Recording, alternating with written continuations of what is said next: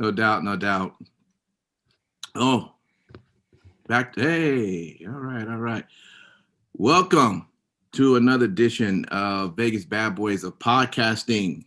I'm DJ Impact, and I got the Badboyz here with me today. A lot is going on in the world of wrestling as we continue to move towards all the big shows. So, fellas, it's good to see you.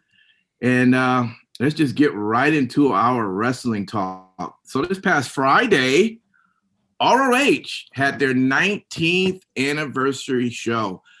Listen, guys, absolutely a great show. If you didn't get a chance to see it, the good thing about being a member of the Honor Club is that you have access to, to go check it out whenever you like. And it's definitely worth it. Good stuff is going on over there. I'm not going to go over the entire card. I just want to mention the title matches that kind of took place so you know where everyone stands. So let me start with the Ring of Honor World 6-man tag team title match that happened with Shane Taylor Promotions, who went against Mexi Squad. Now, of course, Shane Taylor Promotions is Mr. Shane Taylor himself and the Soldiers of Savagery. And Mexi Squad is Bandito, Flamita, and Ray Horace. And that's where that was that match. And so I guess Shane, he wasn't his full self during that match, but I mean, SOS, his boys, they were right behind him. They were on it, and they had their stuff together, and they was able to take down the three who was actually having a lot of issues during the match. For whatever reason, Mexi Squad could not get it together. Maybe they didn't understand what they were saying.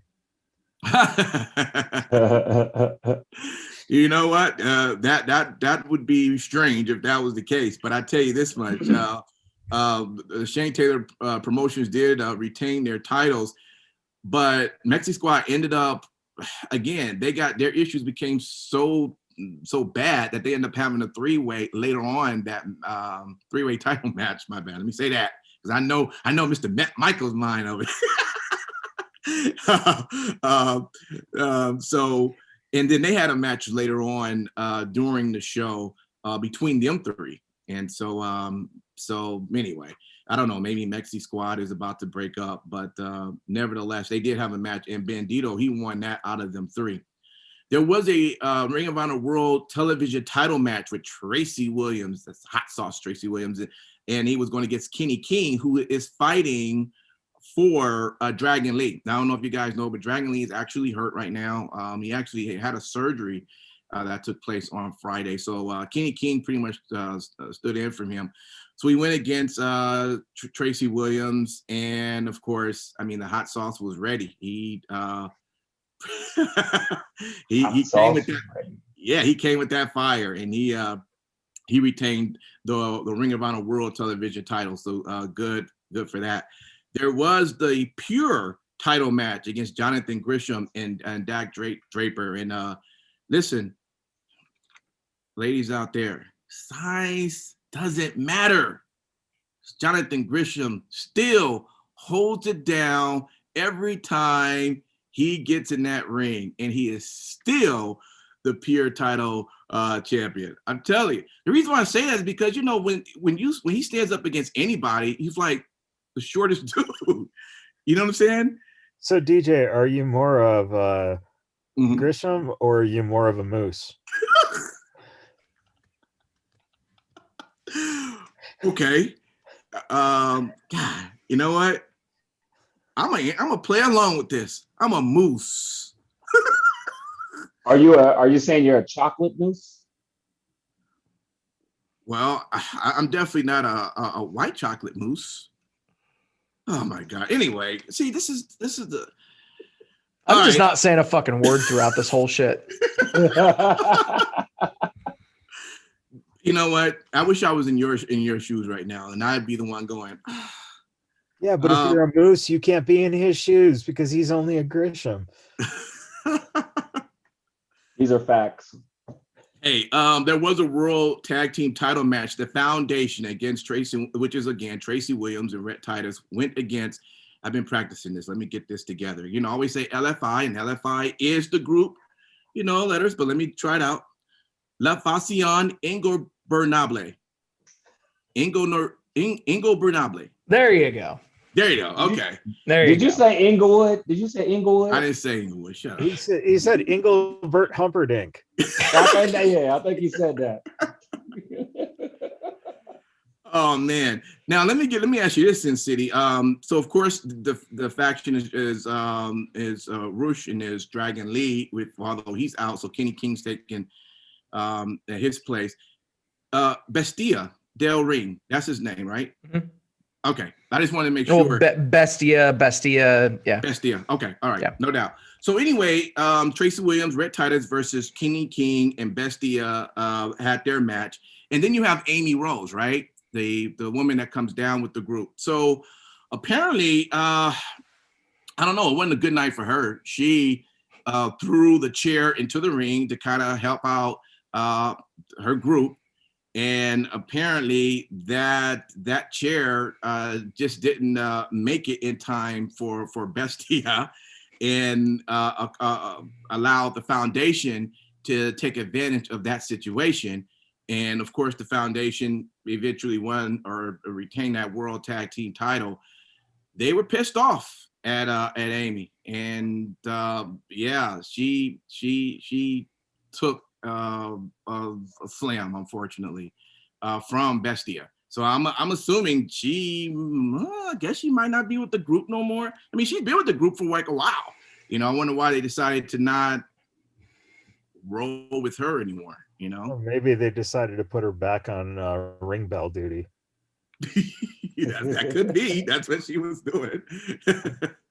So yeah, but then but even if that is the case, it's, you know, she still have to see them as they come out. So you know, she probably needs. Well, it's not like she won't see them ever again. DJ, well, true, but it seemed time. like it would be a constant storyline to be right there at the ring all the time when they come out. I guess they can just give. Okay, wait. Constant storyline.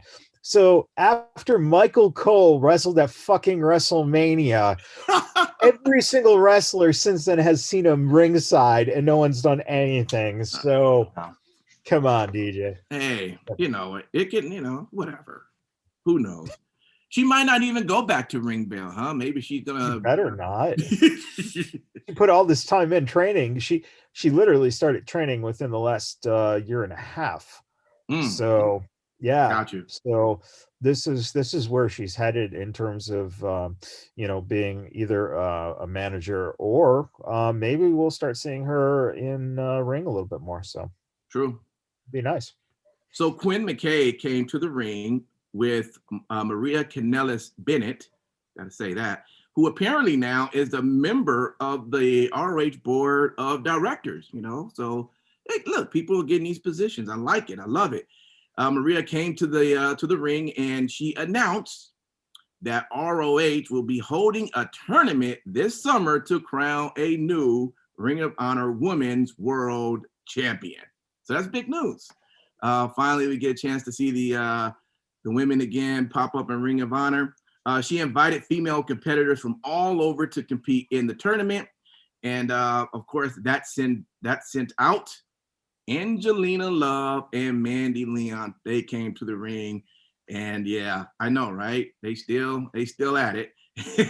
And you know, of course, they're questioning, first off, who gave you this power and authority to do whatever? But no matter what, Maria's like, look, I tell you what, you're gonna have your match to the girl standing right next to me, Quinn McKay. And you know, if you're able to win that first round, then pretty much, you know, you'll get a chance to hold your spot all the way towards the end of that tournament. So we'll see how that goes. We'll probably see that within a week or two on Ring of Honor television, a match between McKay and Angelina Love. So that should be good. Good, you know, little announcement coming out from the women's division. And pretty much they ended with the Ring of Honor World Title match, Rush and Jay Lethal.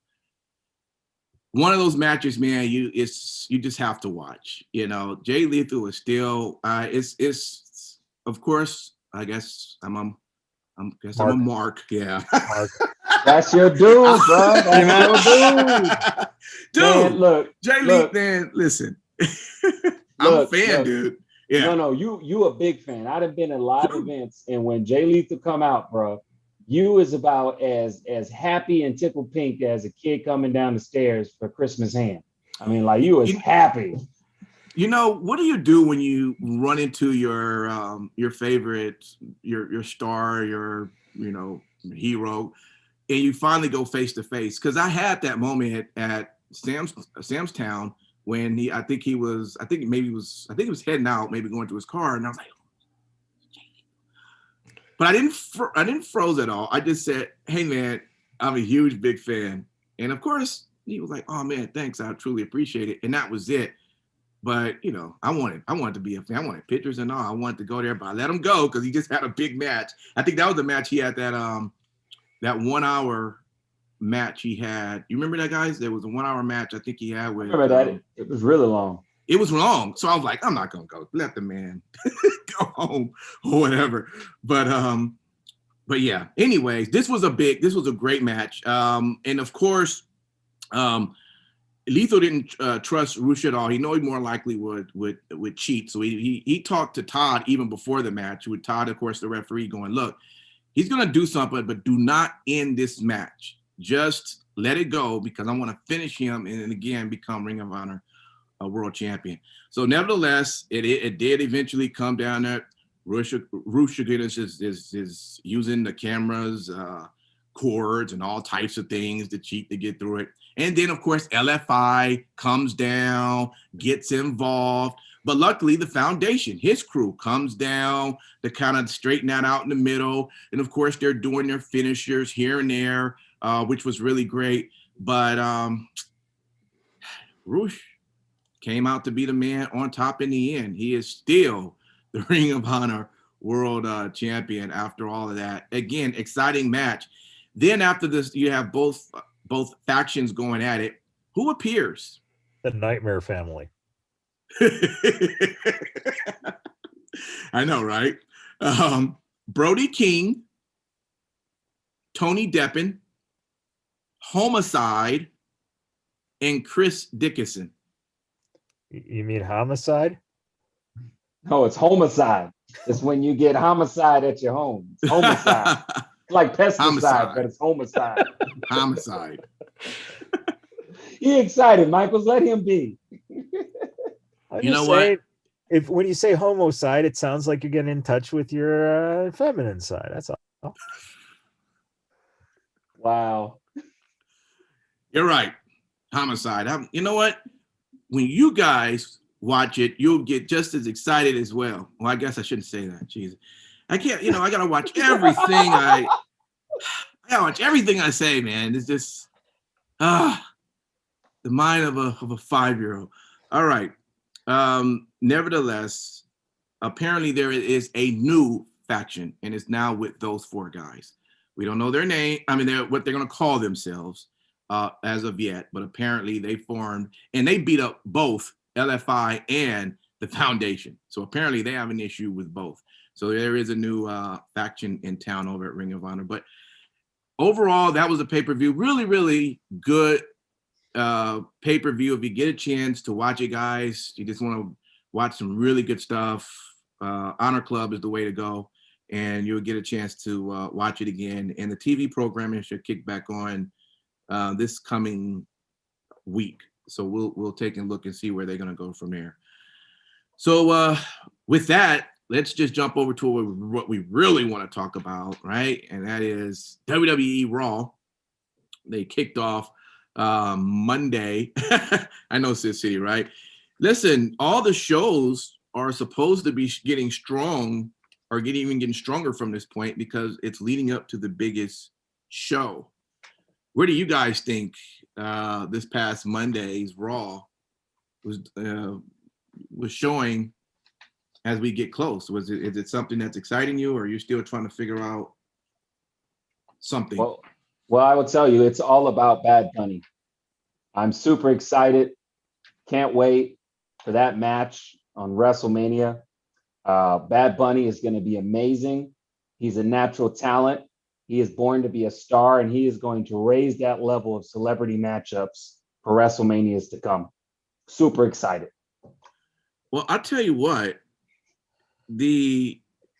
I was looking at Saturday's WrestleMania card, and I'm like, man, I guess they just want to get rid of all of the gimmick matches. Shane McMahon and Braun Strowman having their match, okay? No, that's a Bad Bunny and The Miz, and then they're going to do the Bobby Lashley Drew, but that should be pretty good. And then they're going to do the SmackDown Women's Champion. That should be good. And then the Raw Tag Team Championships, New Day and AJ Styles and Omos. So I don't know. It just seemed like Saturday. I mean, it should come out all right, but they're throwing all of the little, and we don't even know what they're going to do when we start talking about Logan Paul later on, where he's going to stand in this. So it looked like they're going to have all of the Saturdays, and they're going to leave Sunday to all of the strong matches. Is that how it's going to work? You think? Basically. Yeah. I think you're underselling it, dude. I think it's actually going to be better than how you're making it sound. Let's face it. Okay, you brought up the tag match. All right, we have no idea what this man can do, but you know what AJ Styles can do, and you know what Kofi and Xavier can do. Mm-hmm. And I'll tell you right now that those three guys are going to be carrying this match. Mm-hmm. And we're going to see whatever happens with him. Almost is probably they probably are going to have a set like 3 sequence thing, so Yep. He's probably not going to see much ring action at all. And they probably just have certain beats that are set up for him to hit. So I think that one. But can we agree though that somehow New Day is still going to retain those titles though? I believe so. I don't know. I don't know. Well, I don't think we can say that Omos is not going to do a lot, and then at that point he gets the title, and then all of a sudden he's going to be doing a lot for them, or just AJ just going to always just be carrying the tag team going forward. So when Kevin Nash was bodyguarding with Shawn Michaels, Shawn, Mm-hmm. the way you got Kevin integrated was you put them in a tag team together.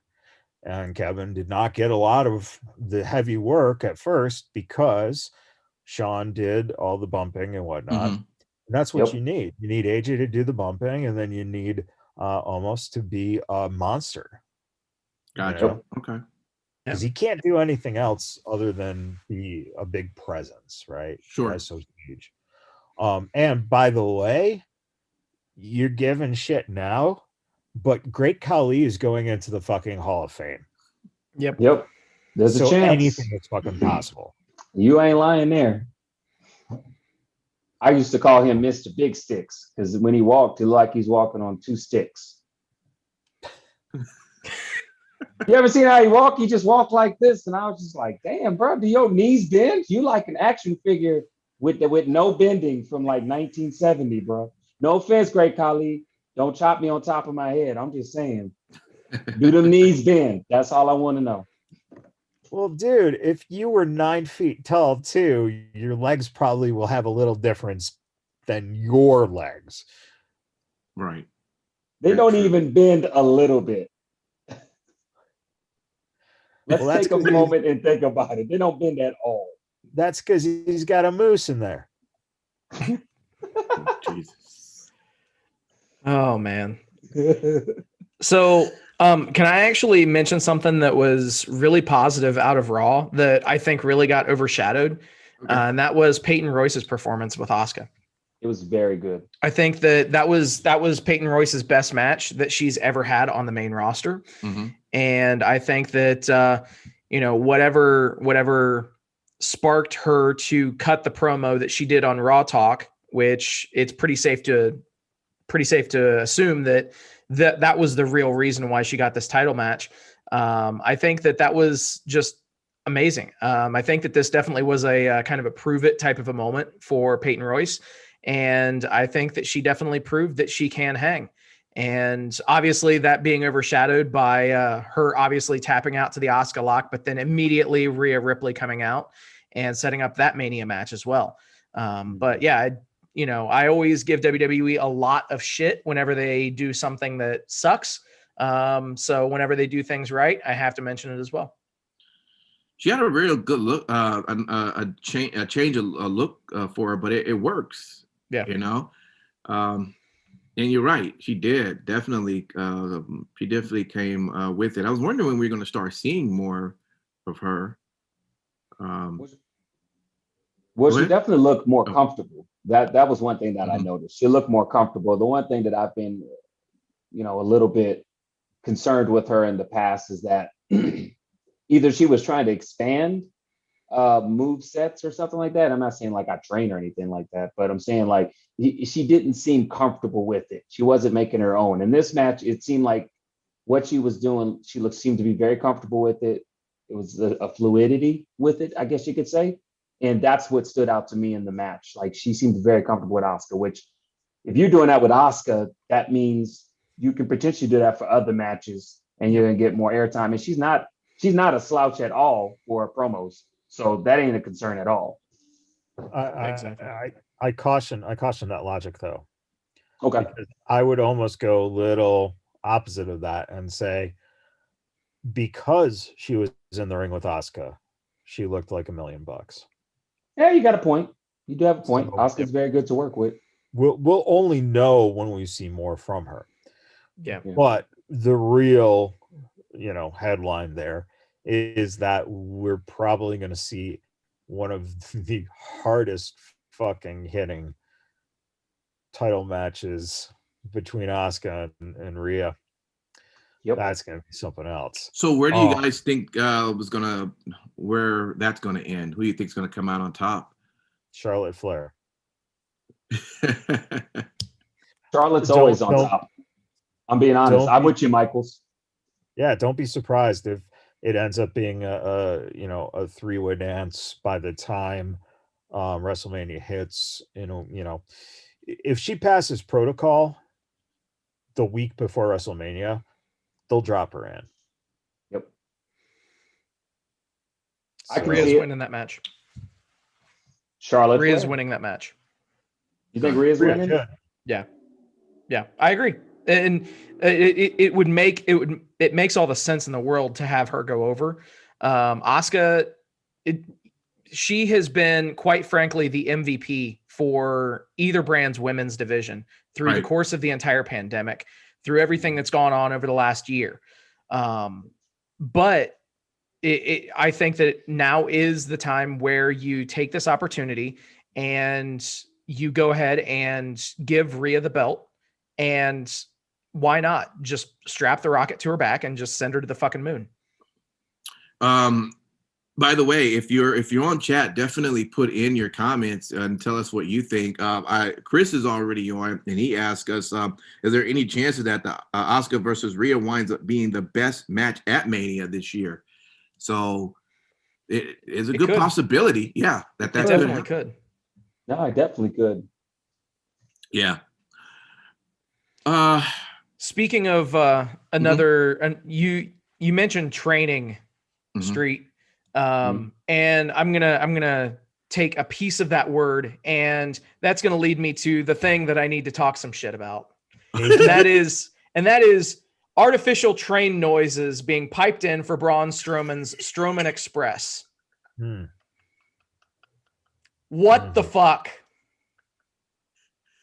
That's all I can say on that. Just what the fuck?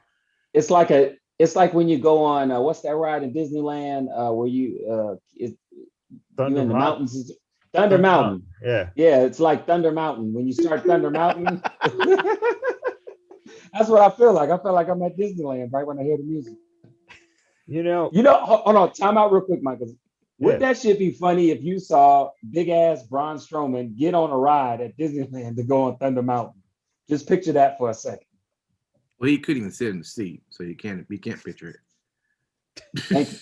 Thank you, Impact, for really just painting that picture for everybody. See, you know what? A better picture would have been, can you see them taking out the actual train and just putting Braun Strowman and having people ride on his back? There you go. Pretty much. Right. Pretty much.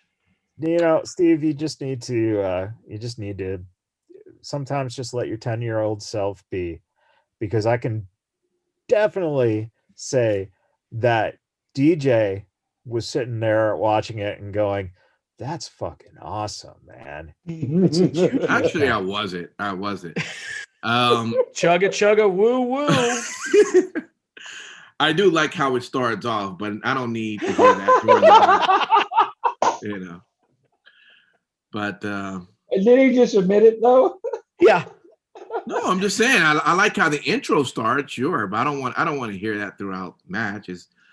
But you know, anyways, hey, are they breaking up the Hurt Business? Fuck, I hope so. I think so. I think they're kind of disassembling it. I can still see whether it's officially going to be the Hurt Business. They're probably still going to have Lashley and MVP paired together. I don't know if they'll have the title after Mania, but I can see him still. I see MVP being more of a manager and a behind the scenes guy. I don't know if he really has a real bad knee injury or something, but that cane ain't just for looks. Well, no, that Kane's going into the Hall of Fame. Yes, you're right. That cane is going into the Hall of Fame. Yeah. Well played. Yeah. Well, they can't be at ringside now for the match for Bobby and Drew. So I don't know. I guess they're setting up for a Drew win. Although and I'm a Drew fan, but man, look at how they built. Look at Bobby's intro. Can I be a fan for a minute? Okay. You have To the anyways. other hour and a half that we do this shit. You're gonna do it anyways. Go a ahead. bit. But come on. Come on. Who doesn't like the lightning strikes and all of that that's coming through and the big come on. Yeah, you like it? See? I'm not the only one. No. What? No. You said who doesn't like it? Whatever. I like the lightning strikes in the movie Shazam. I think it's really awesome how he says Shazam, the lightning strike, and he turned to a little boy, and then he. Okay, wait. I'm sorry. Wait. What was it that he says? Shazam. Oh, because that's not what you said the first time. Yeah. No. What I say? I have a mint in my mouth. I had a mint in my mouth. You. Oh, okay. All right. Yeah, I see y'all. I got a mint in my mouth. So sorry if it sounded like what did you that part I said? Hold on, what? Anyway, I had difficulty deciphering what it was that you said. Go back and listen to it tomorrow, and you'll entertain yourself. Now let's get back to in the chat. In the chat, if you guys could just phonetically spell out what it was that he said. Okay.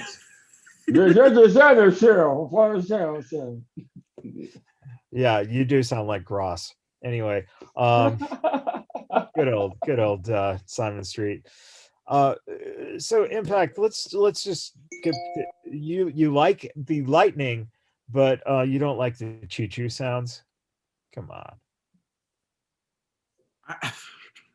that doesn't even, that's not even in comparison. Okay. The built up of his entrance is huge. And then he wrestles, and you see the build up just go. Now that's where I will disagree.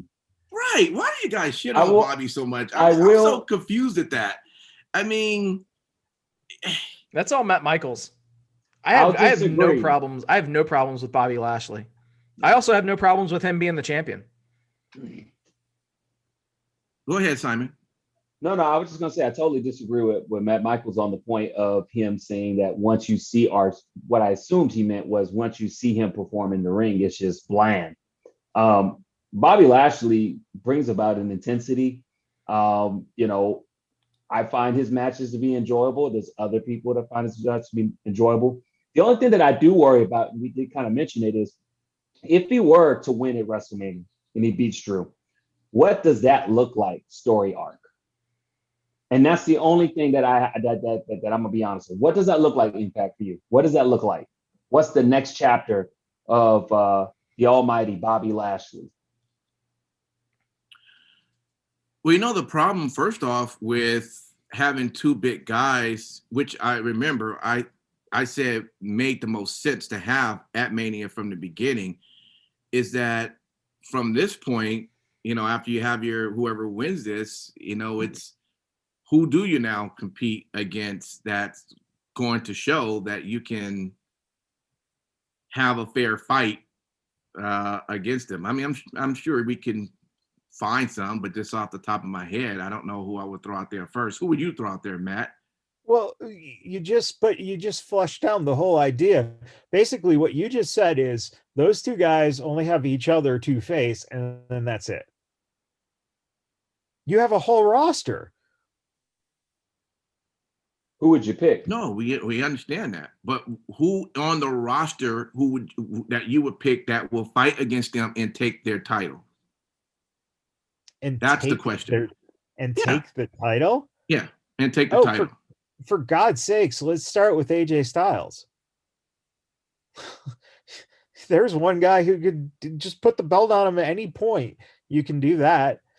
Oh, you know, there was one guy, and I don't know if you guys remember this guy, but he won the heavyweight championship at a WrestleMania.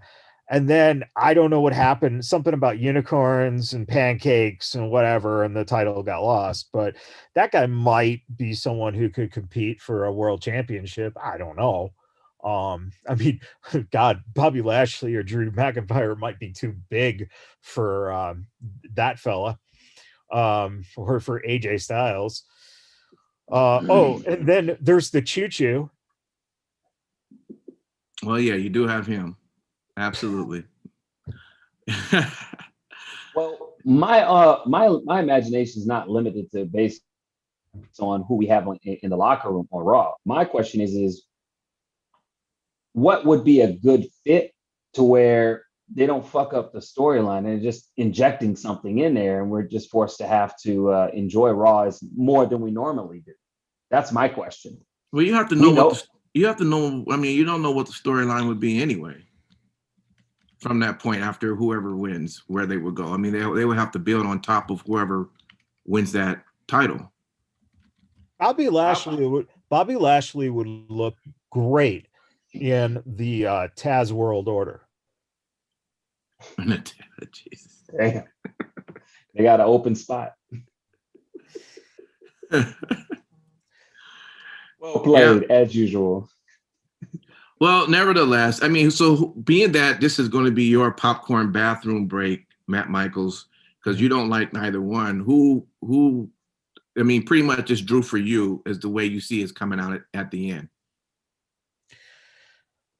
You know, here's an interesting thing. With it being 2 nights now, what we're not necessarily aware of is, like, last year was a fluke because it was the first time and no audience and the recorded matches, cinematic matches. This year, what is interesting with 2 nights is, does the SmackDown title dictate who wins the Raw match?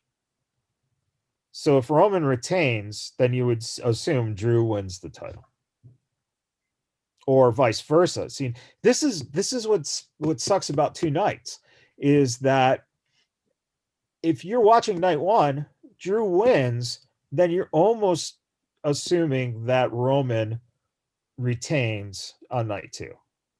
Well, I mean, that's basically going to happen regardless, though, right? Right. See, basically. I don't think so, because don't forget, the match is now a 3-way.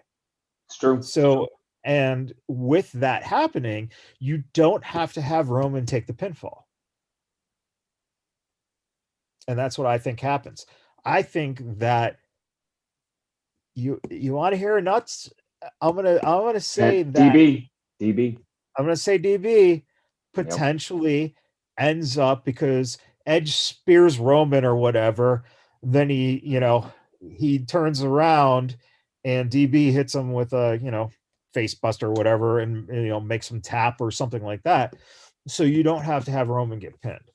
Also, the clear-cut easy way is to have Edge go over, but what does that do to fuel? So you can have Edge versus Daniel Bryan at the follow-up pay-per-view, and now you can have Roman chasing whoever wins that belt.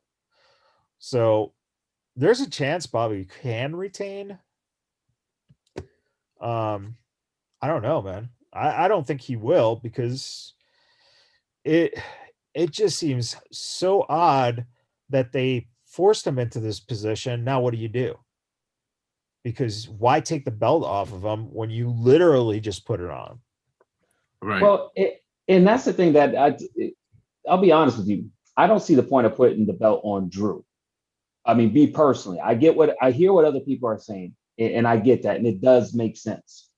But what I don't understand is unless Drew wins, takes the belt off of Lashley, and freaking him and Sheamus, since they've been on a roll, whooping each other's ass, they go at it and Sheamus wins the belt. I just don't see the point with putting the belt on Drew.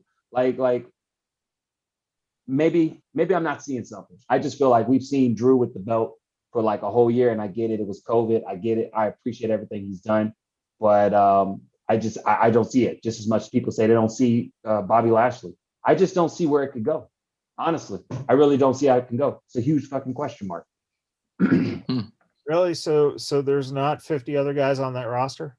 I'm not saying that there's not 50 other rosters. I get what you're saying. All I'm saying, just with those two individuals, I can understand why people are saying like Bobby Lashley with the belt doesn't make sense, because I equally don't see why Drew should have the belt.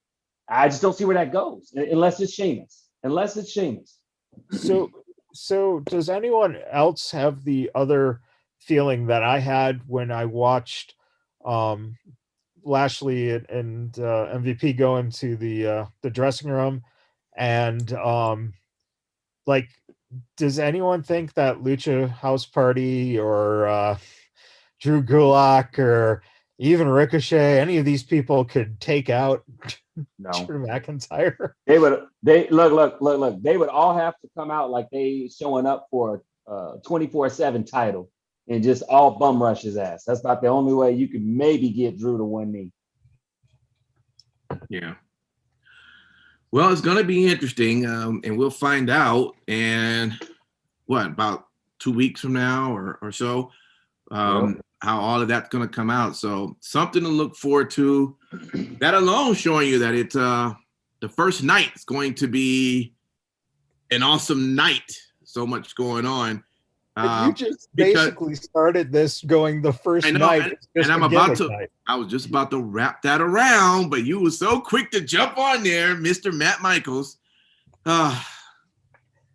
Guys, look, let's just jump because we got to talk about SmackDown too. So let me jump over on Impact right quick. There wasn't a lot that took place. I will tell you this. Swinger has Swinger's Palace. We have Caesar's Palace.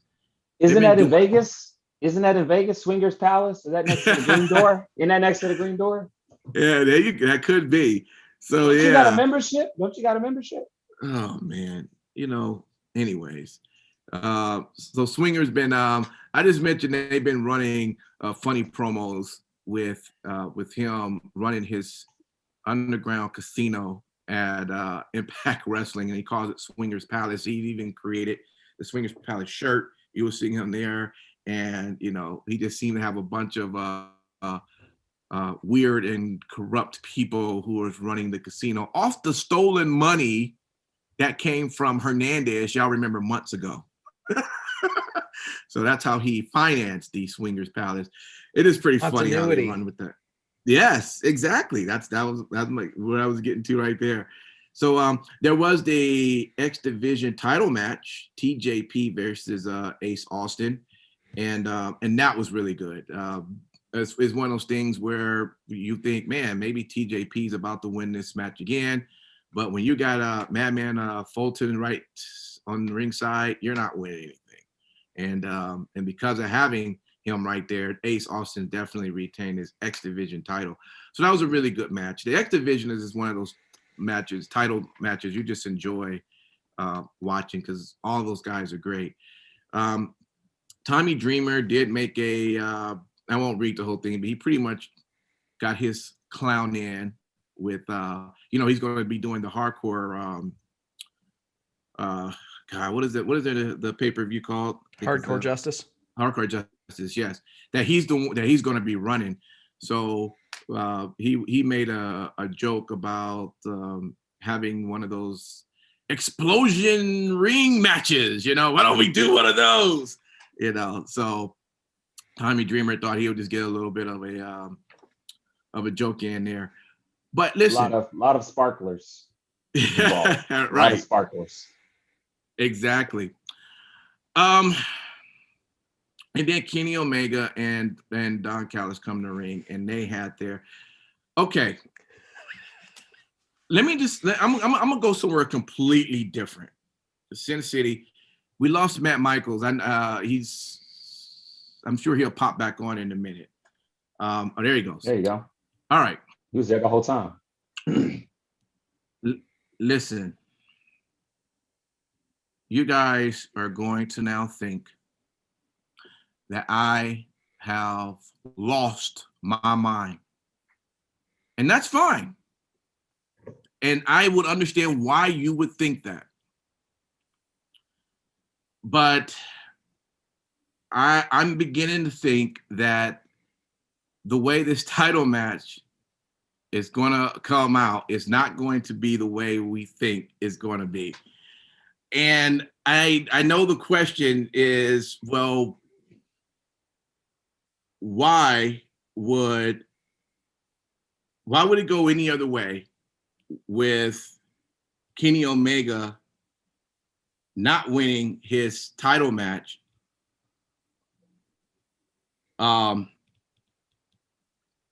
Winning his title match.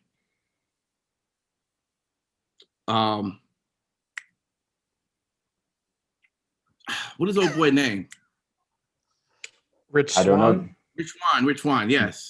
God, I'm just losing it tonight. You can't even tell me who's going to beat Kenny Omega, yet you're saying he's going to beat Kenny Omega. Give me a second. And you're right. Hey, you guys know we've had a very, very, very interesting weekend. I'm all ears, bro. I'm all ears. So it's my bad. But I'm just kind of watching. I'm just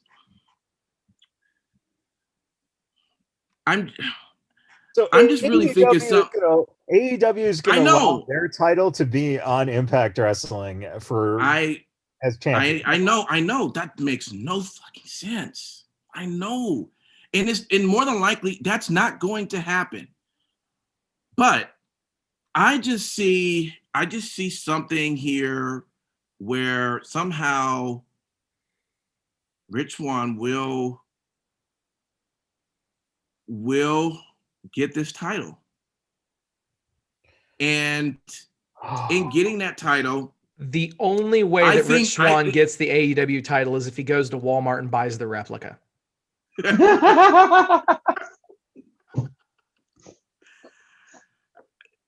You too can be an AEW champion. No, you're right. Right. Yep. You're right. Please continue, though. I shit all over your diatribe. I apologize. No, it's okay. But you're right. I know what you guys are saying is right. But I will tell you this. If Rich was to do that, that would make a lot of noise within the wrestling industry. Would you not say? That would be really huge. That would be what is going on? How did this? Why? And I'm not saying it's a benefit. I'm not even saying that having him is a benefit for Impact. I think it would even be a benefit or an interest of what the heck's going on with I know, Matt. I agree. This is too out there. But I'm just saying from from what I've been seeing as of late, it just seems like as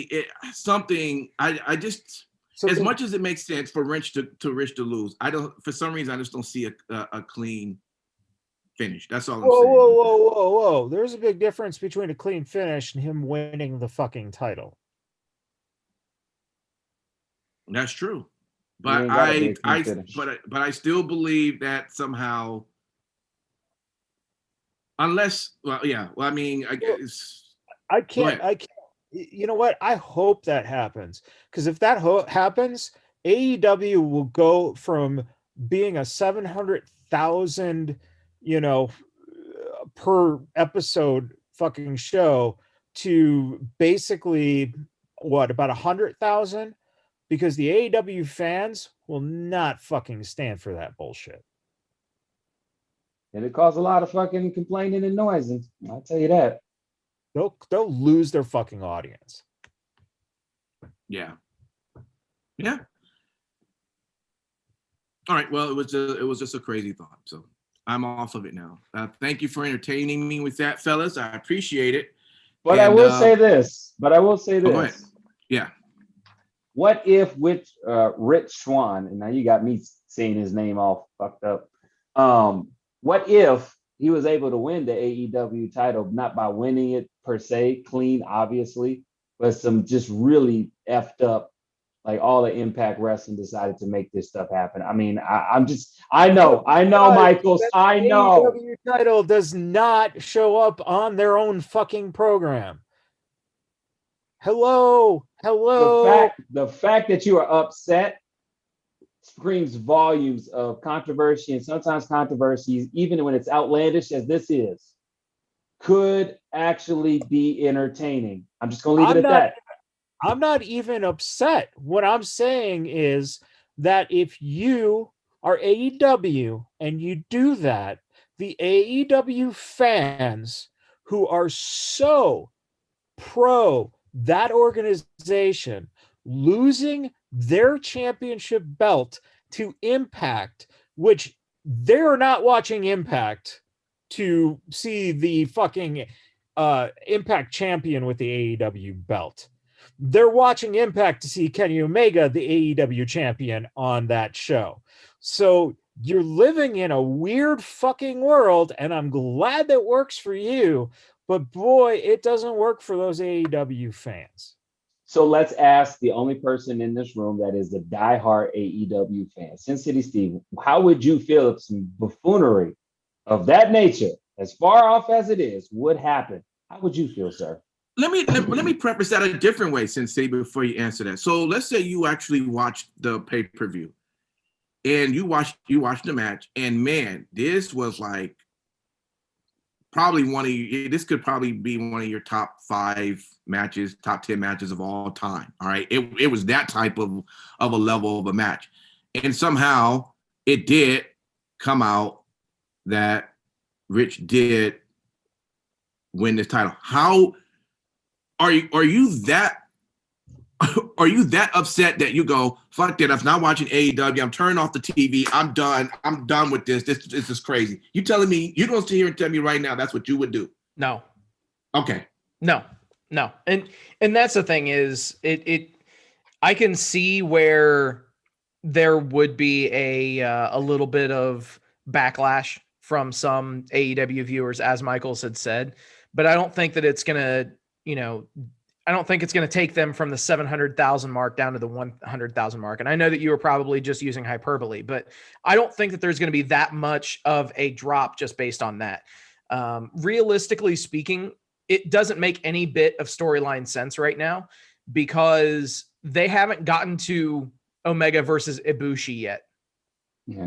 That's where they're going with this. Mm-hmm. They even name dropped him during the promo. So it's going to happen where we're finally going to get Kenny Omega versus Kota Ibushi. And incidentally, I don't know if you caught this during the promo that Omega cut, but he made mention of the fact that nobody ever has kicked out of the one-winged angel. Nobody. Right. Yeah. One person has. Kota Ibushi. Mm-hmm. So Well, obviously, apparently Rich Swann is about to do it. apparently. Also, though, I do have to give props to Don Callis for uttering the suck 'em line from the promo. Obviously, go seek out the promo. It's amazing. It's hilarious. And of course, you have Kenny Omega throwing out yet another one-liner out of nowhere. Suck 'em and chuck 'em, Don. This coming from the same man that said 69 me, Don. Tell you, man, like there's definitely a secret society between those two. Oh, without a doubt. It ain't anything secret. Yeah, it's nothing secret, bro. DJ, I mean, no, really quick, DJ, here's the thing. You should feel like Rich Swann has a chance to win that belt. So they're doing their fucking job. Yep. Will he? No. I agree. In fact, then why are you pushing I think he might win the belt? Thinking, knowing are two different things. I told you from the beginning that I said, listen, I know that you guys, and I know it makes more sense. I said this from the beginning of how it's going to be. At the same time, I'm just saying what I think. Knowing and thinking, two different things. Well, I can tell you this much. I know, Matt. I know. I got you there. Go ahead, Simon. I was going to say, for shits and giggles, I would love to see Rich Swann win the belt, but I know the reality of what that looks like afterwards, which makes no freaking sense. It would be the dumbest thing. It's better to have the gobbledygooker win. Yeah, exactly. It's better to have the gobbledygooker win the goddamn AEW belt. I'm just being honest, but it would be cool because that would be another former WWF guy, WWE guy to win the belt. There you go. This is why this cross-pollination shit needs to end. Cross-pollination. Is that like a term? We got to get that copyrighted. I like that. Cross-pollination. So with that, let's move over into AEW. Yes. Let's get right into it. Let's. All right. So let's start at the main event, shall we? You had Darby Allin versus John Silver. Great match, 15 minutes. Unfortunately, about midway through the match, John Silver goes over the ring barricade and dislocates his shoulder. So obviously the announcers made numerous mention of it. It was painfully obvious that something was not right with John Silver. And it was, I could only imagine the pain that he was dealing with. And he did confirm that he will be out for 4 to 6 weeks, but he will be back before Double or Nothing. So that's very good. I know, right? Nonetheless, though, great match, all things considered. Even in spite of the shoulder injury, John Silver continued to do most of his offense, which consists of picking up Darby Allin, which thankfully for him, he wasn't, he's about the same size as maybe a high school kid. So it really didn't, it didn't put a whole hell of a lot of stress on that shoulder. But nonetheless, it was a solid match given everything that we saw. Hey, Steve. Yeah. I got a question for you. When you're watching someone like Darby Allin or, some of the guys in that vein, do you ever think that if you put -1, then Marco Stunt, then Darby Allin, you've kind of got the evolution of man chart right there? Of course. Of course. Hey, man. It is what it is. Ultimately, I mean, you've got to think too, how many people talked a lot of shit about Jeff Hardy when he was coming into prominence during, his time when he was just kind of blowing up through the ranks, like in WWE as a singles competitor. And obviously there are a lot of parallels between Hardy and Darby Allin. But I think that ultimately it goes back to a willing suspension of disbelief. Not everybody is able to suspend that disbelief. But I think that Darby Allin is extremely charismatic. I think that he definitely brings a daredevil style offense. And quite frankly, he does several things that no one has ever done. I mean, there are some people that have done things similarly. Yes, without a doubt. The comparisons are there. But I think that he has been able to captivate a pretty decent number of fans. And I know that personally, when I went on the Jericho cruise, this was over a year ago, when I was on the cruise, everybody was following Darby around. Like, everybody was talking about Darby Allin at the time. And it's unbelievable that, you know, this guy has created such a rabid fan base. And I think it's awesome, especially because he doesn't look like your normal championship title holder. Well, but that also then begs the question, hey, DJ, if Darby Allin is the face of what will be their champion, then how do you ever have a guy like a Brian Cage win the title? Because it's supposed to be believable and it's a suspension of disbelief, yet on Raw, you don't think that there's anyone other than Lashley and Drew to face each other.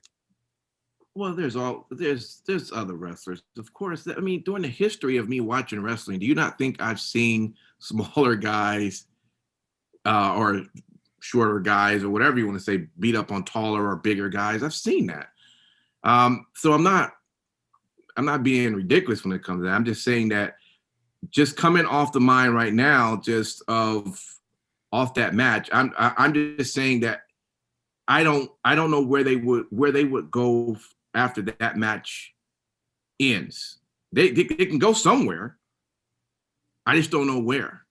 And you can always make a match believable from different sizes and heights and builds and all that, if that person can sell it. Some people do a really good job at that and others can't. But it's possible, absolutely. So then the question begs to differ this. Why do when you think of Darby Allin, why do you realize then that the Dynamic Dudes were much better skateboard people than Darby Allin ever will be?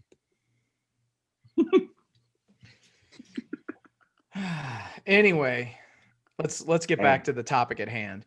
One thing that I have to mention as well is, you guys love to talk so much shit about AEW bringing in WWE retreads and people that have, made their name elsewhere and they're just coming to AEW and immediately they get pushed to the moon. Here you have two guys that have not made a name for themselves anywhere else, main eventing the marquee show in their lineup, and some people were still talking shit about it. It blew my mind. It absolutely blew my mind. Two homegrown talents, as much as anything can be homegrown in AEW. And they went out there, they killed it. And you still have people that are going to talk shit about it. As they should. As they should. Yeah. Please enlighten me why they should. Well, John Silver means jack absolutely shit to me in the overall arc of things. Why was he even contending for that title? He was contending for the title because Darby Allin wanted to give the shot to somebody from the Dark Order. So then the next question would be, why then, after you have that established, do we have to then have Sting show up? Okay. The reason I'm asking this is because right now, Darby's a face. Right. Dark Order are faces. Right. Dark Order is all out at ringside, but they're Yep. faces. So what threat do they pose to have a guy like Sting come out? It's still a numbers advantage. They've already established the fact that championships can do things to people's character. And if you'll notice as well, if you'll notice something very simple with this, they never touched. So like Sting never got into it with the Dark Order guys and vice versa. So I don't have a problem with the way that it was presented. Okay. But clearly Michaels does, because Michaels Obviously. he hates when we don't do the tried and true formula of face and heel. When you go anywhere outside of that, even an inch, boy, Michaels is just like, this is bullshit. No, Am I lying? No, So then why was such a problem? It made sense what Sin City said. It made sense. Why wouldn't Sting not come out? Because there was no need for it. There was no need for Sting to be involved in that match at all. If you have Sting come out, you know when you do it? After Matt Hardy sticks his nose into the fucking thing, which absolutely makes no sense at all. Get rid of Matt Hardy, please. Fucking stop this ninth faction that is now a family as well.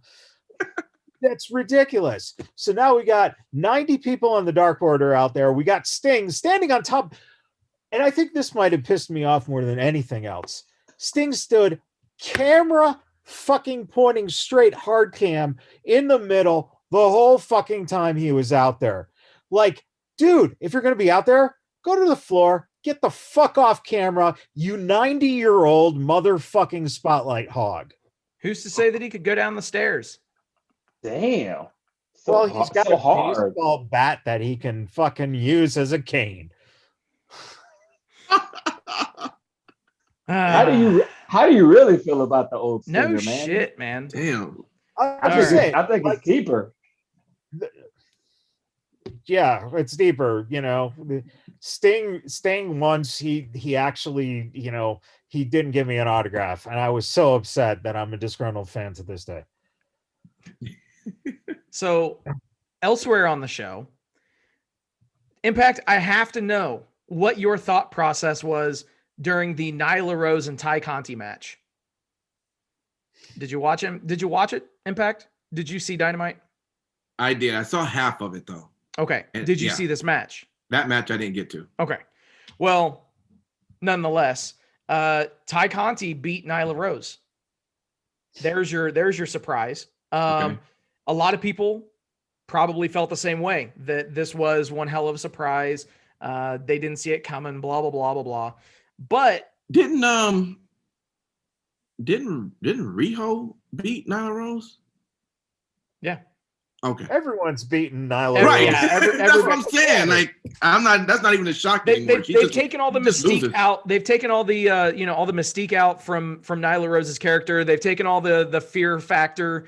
You know, I mean, they've got her out there for St. Patrick's Day, and she was wearing like a green T-shirt and like singing along to Judas and doing all this kind of fun shit. Right.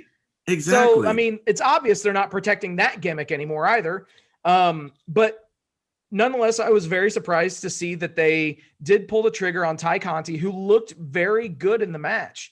You know, some people are citing the work that she's putting in with QT and the Nightmare Family. Speaking of which, what the fuck with that? Mm-hmm. We'll not mention that. But yeah, skip the best part of the show. Go for it, bro. Go for it. Go for it. Connect for. Come on, man. Oh God, no. That was absolutely 100% facetious. And boy, I'll tell you right now, I hope that Cody and Brandy's show becomes a very, very successful enterprise.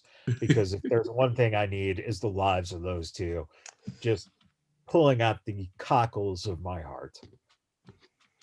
You mean you're not excited to see Brandy on TV more than what we have already gotten? I mean, I'm excited. You mean you're not excited for Wish version Ms. and Mrs.? There you go. I mean, that's basically what it's going to be. Listen, I just wish I could see Cody on something else, you know. I mean, Like all I can Ellen? see him on all I can see him right now is on wrestling and a game show and a reality show, an internet series. You know what? I have it. How about we have the Rhodes family on Family Feud with who's the host of that show? Come on, Impact. You know who he is. Who's the host of that show? Nobody knows. It's Steve Harvey, man. Steve Harvey. That would be entertaining. That would be entertaining. In fact, have the Dark Order versus the Nightmare Family. Family Feud. Oh dear God, no. Anyway, Steve, I'm sorry. Anyway, now that I've lost a couple of brain cells. Oh, Lord. Anyway, also you had Britt Baker cutting a pretty fun promo following her lights out match with Thunder Rosa. Obviously it was a pretty scathing promo. Even name dropping Mick Foley, who's saying that it took Mick Foley 20 years to become a hardcore legend, something she did in one night. Which but was that night with her husband or was it the match? Ooh. Nonetheless, we've definitely talked about how good Britt Baker's been on the mic, but I think that this was the best promo that she's ever cut.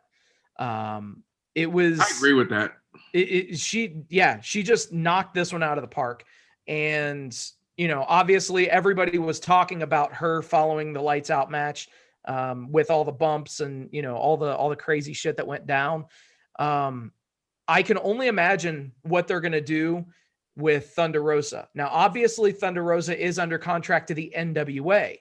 So could we possibly see Britt Baker versus Thunder Rosa on NWA TV now that NWA is coming back? I'd be cool with that. I would as well. Yeah. So, I mean, obviously, the show wasn't without some misses. You had Hangman Page beating the shit out of Cesar Bononi. I don't know why Cesar Bononi has a fucking AEW contract. No offense to you, bro. I'm sorry, but damn, there goes that interview. All I know is I would absolutely love it if a year from now I'm eating my words with how much the guy has improved from working regular dates on Dynamite and on Dark and on Dark Elevation. So I would love to be proven wrong, but give me a quick second. He's had some really bad botches. Most notably with Luchasaurus last week on Dark, where they actually had to pull the entire match because they literally just stood there in the middle of the ring when they should have been working a spot. It was clunky as all hell. So, you know, I would like to see Bononi get much better in the ring. And yeah, that's kind of where we are. I'm not going to run down the entire show. Producers, do me a favor. Cut that part out what Steve just said. We're going to need that queued up for when Matt Michaels interviews him, and then we can play that audio. You got it already? Thank you. Man, my producers are right on it, man. All right, so we're gonna have that all queued up when Matt Michaels eventually, and we'll see what he says then. You know, we'll see what he thinks about you, Sin City. You know, we'll find out. I'm just a mark with a microphone. Wait, what did you say, Matt? He's still gonna be better than John Cutler. I see what you did there. Right? Were you going for Brandon Cutler or John Silver? See, I don't know. All I know is what you just said. I think that guy wasn't he woo woo woo in the WWE? Oh Lord. No. All right. Hey, my favorite line in the show while Don Callis was at the announce table talking to what's old boy with the mask? God. Excalibur. He said, "You're the one that wears a mask even when you're not wrestling." I just love that line. As he was just shitting on him because that is a very good point. You know, the Excalibur. So, all right. Well, Simon Street, I see your name. I don't see your face. You're there, or I'm still here. He is the faceless one. Yes, he is. Tell us, how was that NXT going, man? Was that really great? NXT was really good. Obviously, they're building up towards Stand and Deliver, and this week they utilized a lot of time plugging shit, and obviously with some big news. One half of the NXT Tag Champions, Danny Burch, had a separated shoulder,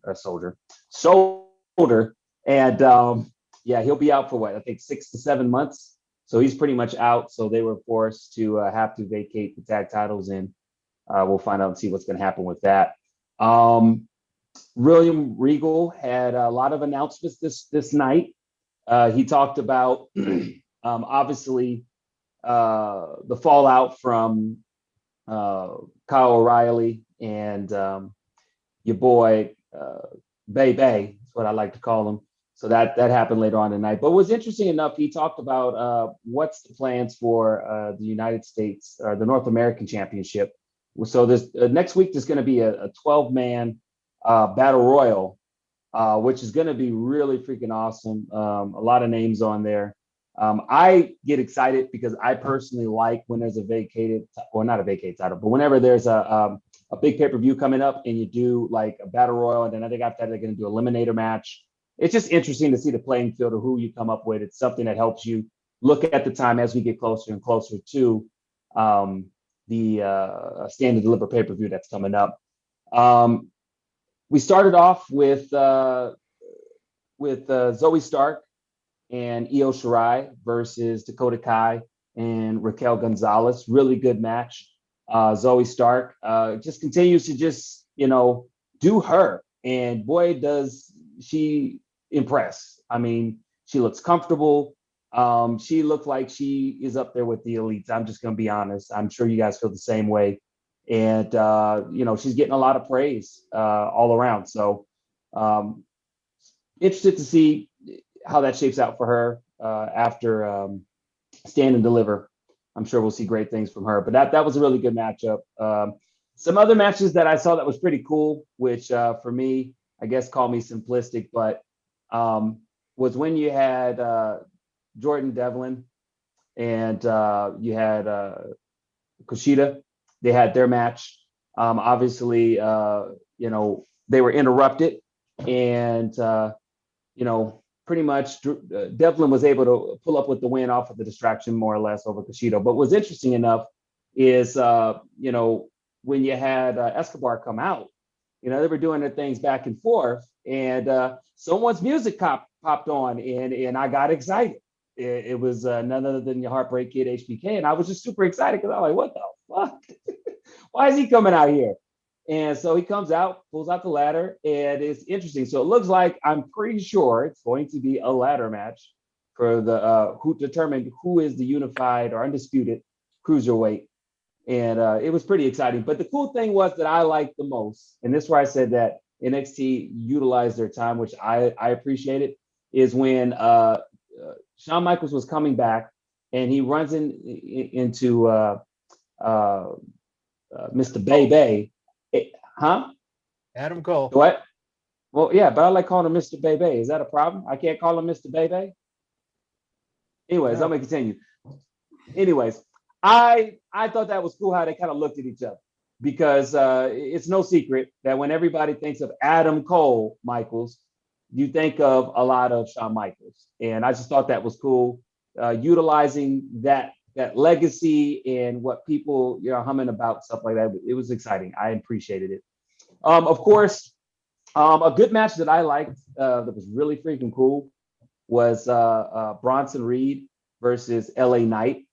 I thought that was a good match. I was kind of scratching my head a little bit with the finish. I wasn't expecting Bronson Reed to go over LA Knight, be the fact that was supposed to be LA Knight's debut match. But a head scratcher. But big ups to Bronson Reed, and I'm going to call it. Impact called it with his, some far off land thing. I say that whoever wins Most likely it'll be Karrion Kross, Stand and Deliver. I'm pushing for Bronson Reed and Karrion Kross. Yes, it seems ridiculous, but I would like to see it. I think it would be an interesting match. Listen, with Bronson Reed, I love overall just what they have done with of what is his character. I told you guys a long ago when they changed his intro. I just love that whole video package that they have come in, and then even his jacket I love, with the city that's on there of him like walking in there, and I love when he gets to the ring and he kicks his feet down and it shakes. I love all that shit, man. That is great.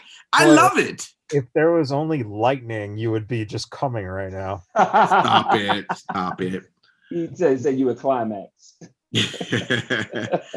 But I like the build that I'm just saying, the build that they've done for Bronson. I like the look. Everything that he's transformed from how he started to now is just great. I mean, it looked like they do have big plans for him at some point. I'm not saying it'll be against what's his name, Karrion, but I'm just saying I like what they're doing with him right now, and that was actually a good match. I enjoy. I'm becoming a really big fan of his. I'm just put it that way. Yeah. And real talk, that tsunami, top rope tsunami, I think is what they're calling it. Dude, they showed the slow-mo on there, and maybe I was just way too excited about it, but man, that shit looked impressive. Like his whole wingspan was open and everything. I was like, all right, man, he did it proper. I felt like he did it proper. What do y'all think about Bronson Reed's tsunami? Go ahead, Michaels. Go ahead and criticize me. It's okay, man. No, it's not criticizing. I just like that you and all your wisdom of pro wrestling. I don't have all the wisdom. You do. That's why I'm asking you. Prophet. Well, no, but the fact that you qualified he did that really well. I think that he did it very nicely. I liked it. I mean, look. Here's the thing. Unlike like Matt Michaels, who is the historian of the archives of the golden age in everything that is wrestling traditionally, if I like something, I'm gonna say it. It don't mean I'm the expert. It just means that I appreciated it. It looked good. I like when the Usos do their top rope splash. It looks good. I like the splash. I like it. And I believe they call it the tsunami, and I like it. And I want to see big things for Bronson Reed. Besides point, let's move forward. A couple good things that they obviously did, which was really cool. Shout out to William Regal, man, because he really did something that I can't remember in WWE history, where a general manager it conveys embarrassment and frustration over the police getting involved and making it seem like you're embarrassing this company. With regards to talking to Kyle O'Reilly and Adam Cole, I just thought that was interesting. Maybe it's just me. Did y'all feel like William Regal should deserve a little bit of props for conveying that message? Like, the fake ass Badboyz TV show cops with the green lights instead of the red and blue lights. Like, this is such a stain on NXT history, when some other shit has happened on NXT alone, which is even worse than that. I just thought it was interesting. I find it funny. Got a little chuckle out of it. But yeah, pretty much, Adam Cole, Kyle O'Reilly, that's going to be interesting match for Stand to Deliver. Cool thing was we got to see Wilbur. That's why I call him Wilbur. Which is really interesting because he destroyed the shit out of freaking what's that little boy name who still wears the little tight boy jeans, the little 7-year-old jeans? What's his name? I forget his name. Oh, Drake Maverick. I'm talking about Drake Maverick. You're talking about Walter. No, but I call him Wilbur because he looked like a Wilbur. He don't look like a Walter. He look like a Wilbur. Oh God. Anyway, can we go to SmackDown, please? I will say this though. I am probably more excited for Walter versus Tommaso Ciampa than any other match on any other WWE pay-per-view that weekend. Period. Just sign me up. Let them go at it for a half hour and just beat the shit out of each other. I agree too, regardless of the fact that Michaels once again has showed his rudeness over his maturity. I was actually trying to make a joke, but apparently I just can't make jokes. But no, I thought it was cool. You're not joking. That doesn't. I was fucking joking. Joke. Oh my gosh. Do we go through this every goddamn week, bro? My good, I can't wait for you to like do something wrong. We just jump on your ass. Anyways, SmackDown, anyone before it's fucking midnight?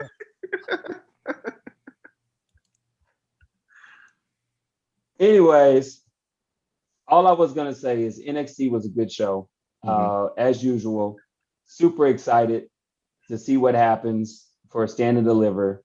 I'm actually gonna go to Matt Michaels' house and watch Stand and Deliver, so that way he can enjoy my company for a Stand and Deliver. I'll be there. What time am I going to bring there? What you want me to bring, Michaels? The vaccine. I got it. I'm vaccinated. I'm vaccinated, baby. What you want me to bring? What you drinking? My Lancer? Actually, I wish I could, but I get my second shot on the 7th. So I got a feeling that those 2 nights are going to be very interesting pay-per-view watching. You're gonna be watching it from a bed, pretty much. That's a hell of a week to get your second shot, man. Big up to you though. No, but for real, man, NXT was good. I really appreciate how they utilize a lot to build up, and so I'm even more excited. So, well, we got over to SmackDown, man. What's happening over there, Matt Michaels? Triple threat match, beautiful. What can you say? It's going to be great. Very, very simple idea, and any one of the 3, could potentially you can go any one of those routes, but I really do think this gives them an out to have Roman, not have to lose by pinfall.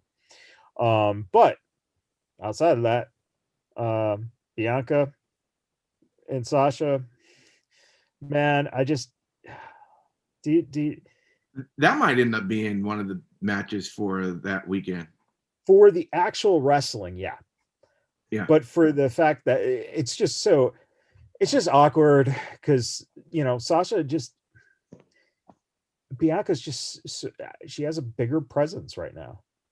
So I just think they are gonna probably beat the shit out of each other though, because I think Sasha's gonna use this as a proving ground. So I don't know. Again, if you're putting the women's title on Rhea, do you put the women's title on Bianca? But if you don't put the women's title on Bianca, how do you have her get beat without making her look any weaker, So we might and see how a does lot that go? And how did that go against the strongest, biggest, toughest sort of line? Well, she would just add naivest because Sasha is pitted as a heel, and so if she comes up with something, she could call her the losingest, that as well. But yeah, I mean, that it's another solid match that they're booking for. Can we give props to the 2 best things on television, and Kevin Owens and Sami Zayn? Yeah. Sami Zayn is really selling it. Doesn't it make you just forget that they've already been feuding for 13 years? Right. And it's like, oh wow, this is something fresh. And then you're like, oh, they fought 3 weeks ago? Oh. Right. So yeah, no, that shit is going really well. We got the private party match, right? Who are they with? Private party. Oh Lord. Private party is not on SmackDown. What? Private party, huh? Private party. Aren't they some kind of street profits or something? I don't know. Anyway, those 2 guys who are on both AEW and WWE. Wow. So much shade. So much shade. Yeah. Well, I mean, they're the only 2 tag. Listen, you have 2 African American tag teams that have the exact same gimmick on the 2 biggest competing shows. It's just like, of course, you're just gonna, they're gonna blend because neither one is, although Street Profits are head and shoulders above Private Party right now. But who the fuck did they tag with? There was like a triple There was a 3-man tag. They were with Big E. They were with Big E. Oh, that's right. That's right. That's right. Because then we had that continuation of that Big E and was it Colonel Mustafa or what the hell is Apollo Cruz's new name? Oh wait, it's still Apollo Cruz. That's right. So It's the real Apollo Cruz. Hey, at least he came out this time with the silver giant Q-tip. They at least gave him a different staff this week. No, it was still the same staff. He just put it right side up. That was it. Or upside down. Oh shit. yeah. You said it was a new staff. Shit, I'm just making sure you knew. Shit. Yeah, so it's still, I mean, you still, just like on any of the shows, you still get some filler and that kind of stuff, but they're still working towards the matches. So that's Rollins Cesaro. Yeah. That's another Mania match I'm looking forward to for sure. Yep. Yeah. It's interesting too because, and I guess Cesaro will actually win that because that's the most they're willing to allow him to win, except they won't strap him with anything. Well, yeah, I mean, if he loses that match, then get ready for his release in the next 6 weeks. Yep. That's what it comes down to. Did you guys know that this actually will be Cesaro's first ever singles match at WrestleMania? That's sad just to know. That's ridiculous. I just don't like the treatment of what they do to Cesaro, man. But it's all good. I'm excited for this one. Yes. At least it's a good matchup. Definitely.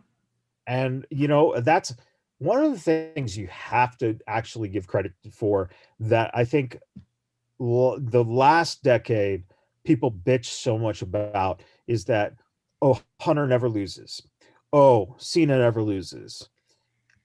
And when you look at a guy like Seth gets the business, and no one can ever say that about him. Yep, I agree. That's a great thing. Hey, Matt Michaels. Chris from our chat made a comment.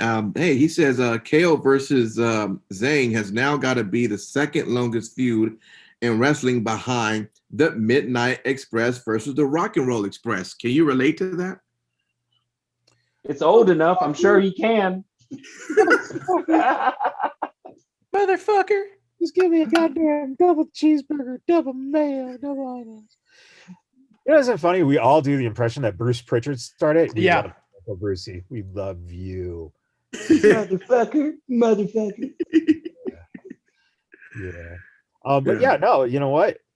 That's a very funny comparison. I think that in some ways, what's great about it is it's Rock versus Austin, but no one really cared. So it's that same level of great competition and great thing, but no one's going, boy, I can't wait for that WrestleMania main event. It's just like they finally are getting to face each other at WrestleMania. I'm sure both of them are the ones who pitched this idea of like, hey, let us at least have a fucking WrestleMania match, and then we'll, whatever you guys want. So, and that also, again, I think that we'll see that eventually from Sasha and Bayley. I think they'll probably within the next 3 years we'll see that match. So, it helps when you guys are friends and you get a chance to wrestle each other, and that adds the interest. But you know what? That's it. SmackDown, very simple. It is what it is in its consistency, which has been a decent show. So let's face it. It's time for WrestleMania. That's what we're looking at. Yeah. So I like how Edge is. He's a face against Roman, but a heel against Daniel. I don't see that often, but it's my reactions were going like, yeah, Edge, like, no, I don't like you, Edge. Yeah, Edge, I don't like it. You know, it's like, what is that called though? He's doing a great job of playing the tweener role. Yeah, because it's not conventional. He's doing a great job playing a tweener. Yeah. And you got to think of it in this perspective too. If you didn't have him playing the tweener role, you limit your options of what you can do. Mm-hmm. Now, every scenario makes sense. Yeah. Except for Roman getting pinned flat straight out. Yeah, which will not happen. Yeah, why have a three-way dance if that happens? So, and that I think is what they're banking on for when you have two shows that leading up to that match, you're going to have watched a lot of fucking wrestling. So, well, it's a good thing I started my Peacock this week. I wasn't making a joke, I'm being honest, because Peacock is the new home, WrestleMania. Yeah.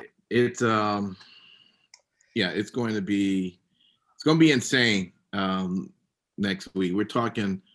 You're talking wrestling Monday through the following Thursday of every night. That's crazy. Monday, Tuesday, Wednesday, Thursday, Friday, Saturday, Sunday, Monday, Tuesday, Wednesday, Thursday. That's what Thursday, there is no show for that one. So that's a lot of wrestling. Do you watch all that wrestling though? Actually, isn't that Impact's first Thursday? Thursday. Oh, is it? Yeah. I didn't catch that. Okay. Oh, yeah. So shit. Yeah, so you got 2 weeks of wrestling. Okay. Good luck. Yeah, pretty much. But before we wrap, speaking of all this wrestling and stuff, FSW had their first pay-per-view last night. And you want to talk about title changes or new champions, Unguided are the new tag champs. Mm-hmm. Hey, they jumped me, threw me in a trunk. It's all good. I forgive them. Congrats to the Unguided. They gave you a free shirt.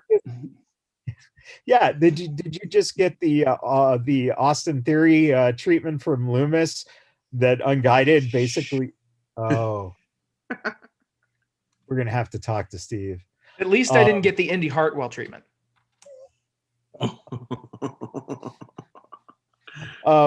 So yeah, new champs. Kenny King obviously had a shit weekend, losing Friday at the pay-per-view and then losing the titles the next night. Twice. Yeah. He lost both titles at the ROH show. Yeah. So Kenny was 0-3 this weekend. Kenny. And that's why we love that guy, because exactly he gets it. That's it. Then you got new Nevada State champion in Remy Marcel, and finally Hammerstone beat Graves for the championship. I'll tell you, everything was going great until 10:05. So I don't know, and I haven't talked to Joe yet. I don't know if they had their system set up. I don't know how it works on the end of controlling things, but it seemed like the 5 minutes after 10 was the grace period, and all of a sudden it went stream offline, and it wasn't my internet. So I think they're going to have to just kind of look at what's going on, since this is the new venture for them. But the presentation was nice. There was some good matches. Boy, I'll tell you, Juicy and what's his face, the new Samoan Hit Squad, essentially. Jesus, those guys are fucking phenomenally big, and the shit that they were able to do with guys like Jay Vidal and Prada, just wow. And there was a 4-man tag with RMB and Death Proof as well. And people just, I mean, really, you got to give credit for guys just going out of the way and just beating the shit out of each other, but being so safe about it. Everything looked crisp. And then Ice Williams and Funny Bone, Jesus Christ. Guys, Funny Bone stapled Ice Williams' dick. What? Oh yeah, it was fucking, it was brilliant. Oh my God. For as many matches that I've seen in all these years, and you take that stapler, and Ice took money from fans, including Shant's $20 bill that ended up on Funny Bone's head, on top of his skull. The stapler gimmick is always great, but that revenge spot where Funny Bone just basically had Ice, had the stapler, just right on his fucking junk, stapled his dick. Oh my God. Oh, that was phenomenal.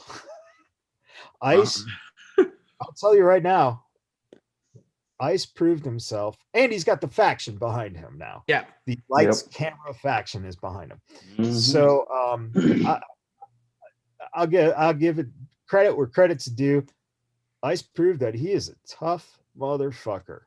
Yeah. And anyone who has any other feelings about that, man, you are wrong, because he put his body through fucking hell. And he was able to walk out of there. Yeah. I don't know how his junk was feeling today. I would assume probably I'm not. sure. I'm sure he's okay, given probably posts that he had on his Instagram. I'm sure his junk is just fine. But there you go. There's a little catch up. Well, good stuff. Well, thanks for that. FSW, Future Stars of Wrestling. Check out the site if you, just so you guys didn't catch what we were talking about. Future Stars of Wrestling. Look it up online, and now subscribe to their network. They have one. It's awesome listening, guys. This is where stars are created. These are people you get to see at this level now, and before you know it, now you see them onto the main wrestling show. So it's really good to check out. And then we also encourage you to listen to the owner of FSW every Wednesday that we have the DeFalco Files. Very great, very good topics that they have on there. So yeah, definitely check it out. It is cool. As we're going to wrap up, we got New Japan. We just want to talk about real briefly. They have their the New Japan Cup for the U.S. have just taken up. So let's just talk a little bit about that, Sin City, now that we see what the brackets are for the USA Cup. Yeah, man. So round one of the New Japan Cup USA 2021, round one will be divided up over 2 episodes, April 2nd and April 9th.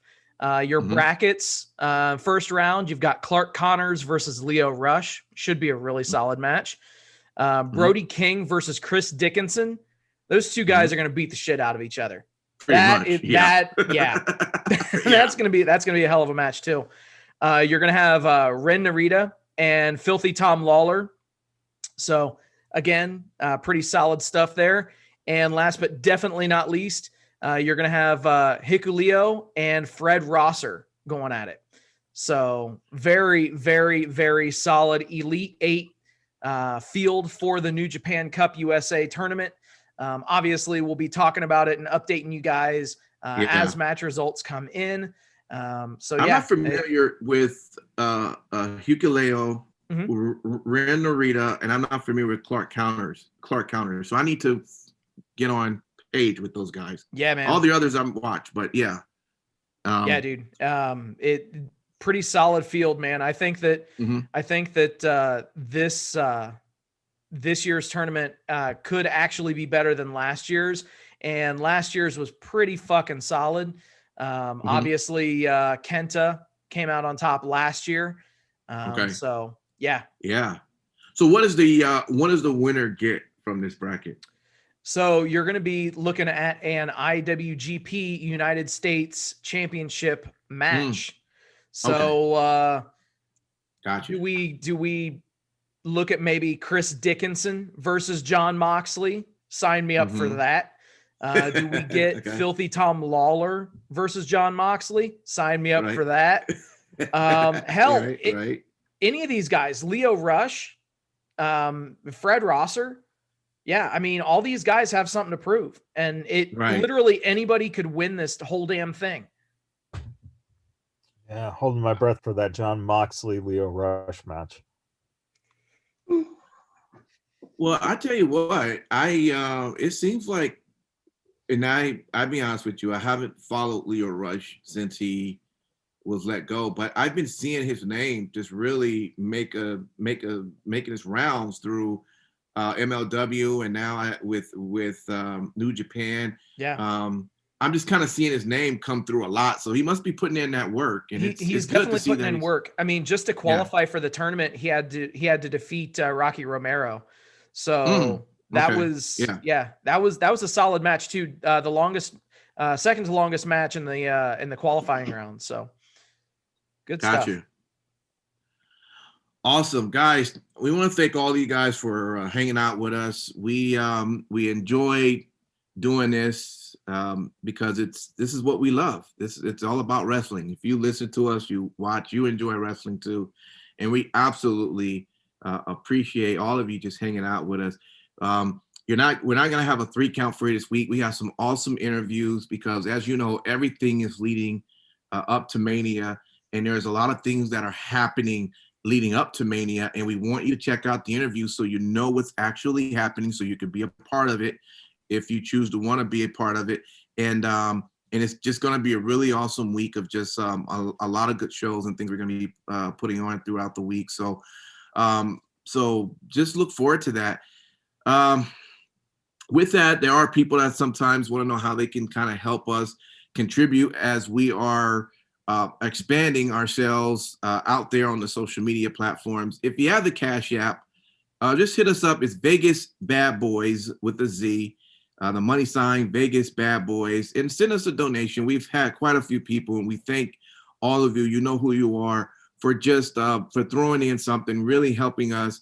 Listen, we're not getting rich off this at all. We're taking this and we are building what you enjoy so other people can find us. And by the way, you know, it's working, and we thank you for helping us get to that level. We really, really appreciate it. Guys, I'm gonna let you say your final thoughts for the week.